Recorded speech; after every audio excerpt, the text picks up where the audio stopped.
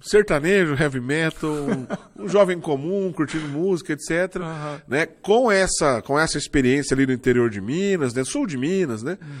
Vivendo esse senso do sagrado ali que a gente recebeu dos avós, das tias. E aí, de repente, você começou a viver uma outra experiência, a ponto de querer dar passos, né, para isso. Como é que foi isso? Como é que foi o início dessa história? Pois então, foi uma conversão muito forte, né? Foi um encontro que eu tive com a presença do Espírito Santo, né, que transformou meu coração de uma maneira absurda. Eu comecei, é claro, aos poucos. De repente, eu não estava indo só no meu grupo. O meu grupo era da RCC. Tinha mais 2 grupos da RCC na minha paróquia em dias diferentes. Então, de repente, eu estava indo no meu grupo e mais um. De repente, eu estava indo nos 3.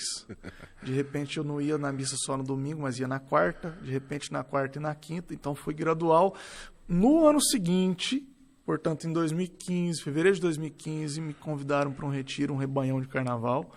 E ali foi o golpe final, onde eu já estava também indo na missa todos os dias. Então, 6 meses depois, estava indo na missa todos os dias, rezando o terço, lendo Bíblia. Então, eu já estava... Mas lá naquele retiro de carnaval, eu saí, nossa, de fato, impactado, né, com a experiência que eu tive com a pessoa do Espírito Santo, né? Interessante, eu sempre conto isso quando eu falo dessa etapa. Minha mãe foi me buscar nesse retiro e eu estava dentro do carro meio passado ainda, tentando digerir o que aconteceu naqueles 5 dias que eu passei ali. E minha mãe falou: filho, você tá bem? Eu falei: tô. Você gostou do retiro? Eu falei: muito, mas assim, meio apático, né? Aí eu falei: mãe, o Henrique que você conhecia morreu. Puxa vida, que forte isso. E aí ela, né, ficou meio assim e falou: que assim seja, filho. E aí eu cheguei em casa, eu já achava aqueles pôster de heavy metal que tava das bandas no quarto, uma coisa estranha, né?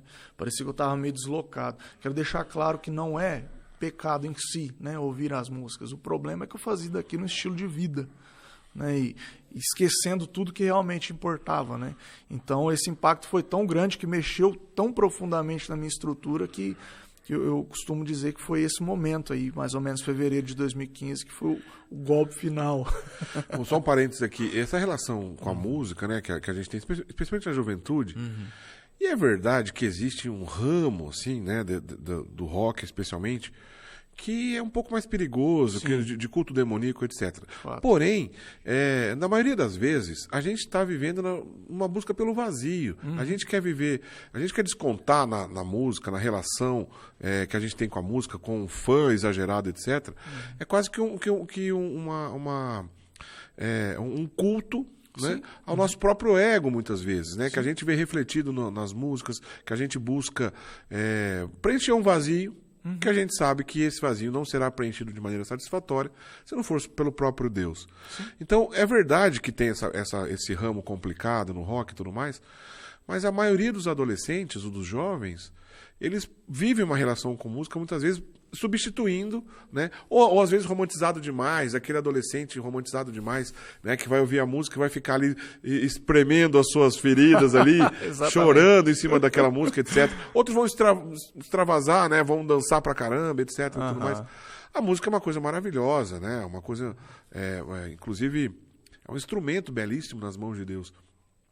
Mas a gente pode errar o foco com a música, certeza, né? E pelo que eu entendi, você saindo dessa experiência, você olhava para aquelas suas condições de proximidade com música, de repente você falou: pô, isso aqui está um pouco vazio. Você teve essa sensação? Foi isso? Com certeza, sem sombra de dúvida.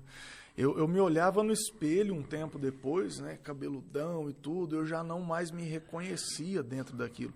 E não porque ninguém me falou que estava errado. Na verdade, eu sempre fui muito acolhido do jeito que eu era, né?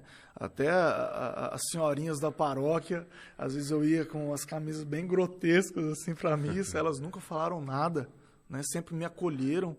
E, enfim, foi algo que Deus foi incutindo no meu coração mesmo, mostrando que não era por ali,